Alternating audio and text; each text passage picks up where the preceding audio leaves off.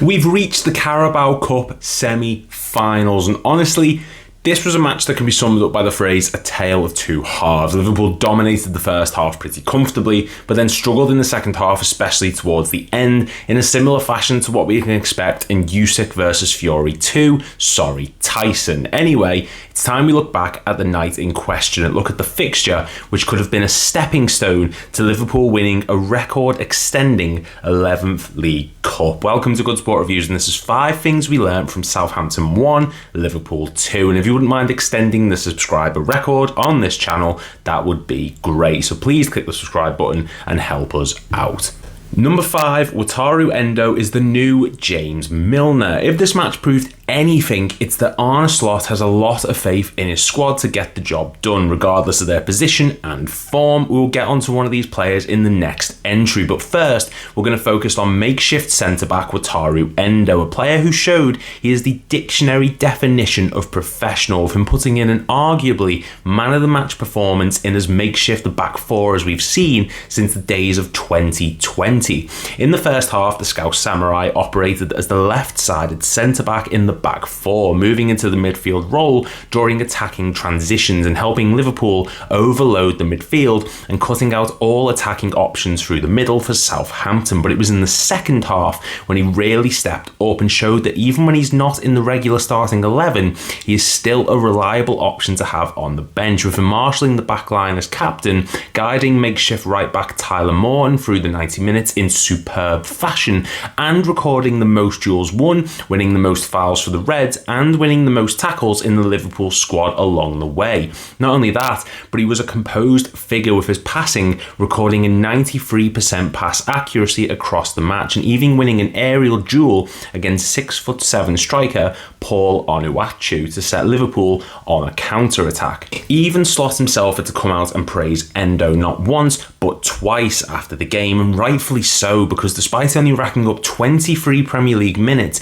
and seemingly being on his way out of the club in the summer window, he has showed no signs of letting it affect him and put in a fantastic performance in a position he hasn't played in domestically since the 2nd of August 2020. Number 4, Tyler Morton deserves more game time. We've spoke about Endo and his ability to be versatile, but what about the 22-year-old academy prospect Tyler Morton, who's found himself not only starting against Southampton, but even being trusted in the second half to play at right back, a position he's never played in before, and in fact, he's only ever played in a back line twice in his senior career, once against Bradford in the EFL Cup back in 2022, and also against the Leicester City under-21s in the Premier League 2 that same year. But none of that showed, as Tyler Morton looked outstanding throughout the match, picking up 1 interception, recording 4 clearances when Liverpool were under pressure in the second half, and showing off his pressing ability throughout, often winning the ball high up the right-hand side of the pitch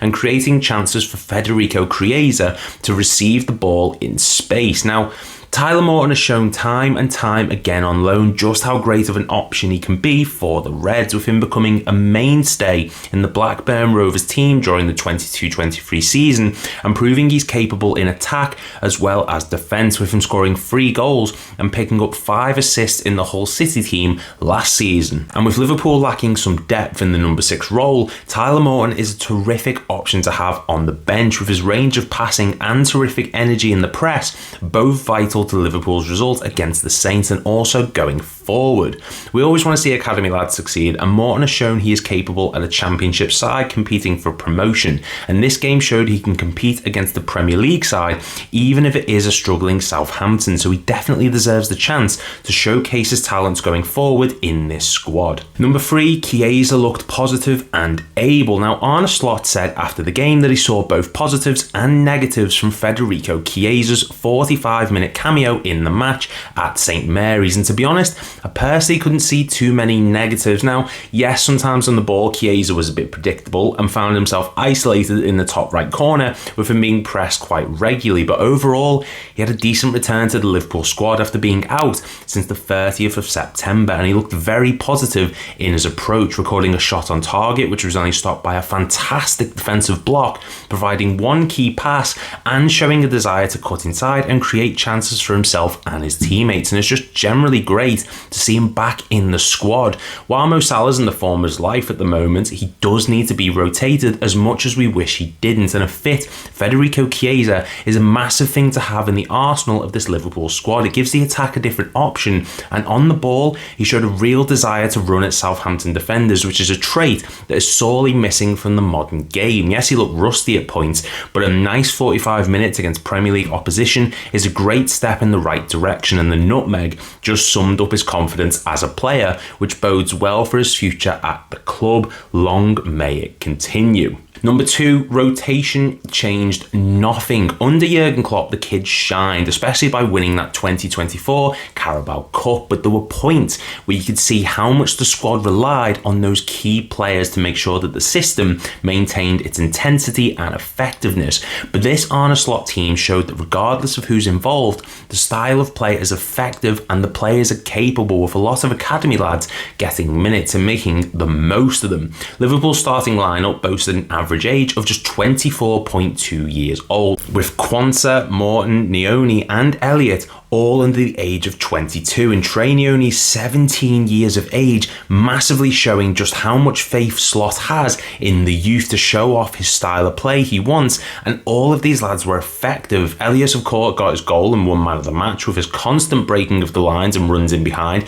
creating plenty of opportunities for Liverpool's attack. Quansah was well drilled at the back, barring one late challenge, which should have been a foul and a red card, and Trey Nioni looked like he'd been a major part of the Liverpool squad for a good few years, with him maintaining possession well and showing a solid link up with Cody Gakpo on the left side of Liverpool's attack. This was very much a makeshift Liverpool squad, and Slot trusted these players to get the job done, so much so that he even brought in James McConnell and Jayden Danns in the second half to see out the full 90. It was brilliant to see Klopp's kids transition into Arne's army, and they all looked composed and showed that they are capable of stepping up even when the big names are out. And speaking of, number 1, players are rested. Liverpool are top of the Premier League, top of the Champions League, and into the semi-finals of the Carabao Cup, with their first game in the FA Cup against Accrington Stanley just around the corner. And with that comes the Grim Reaper for all top teams: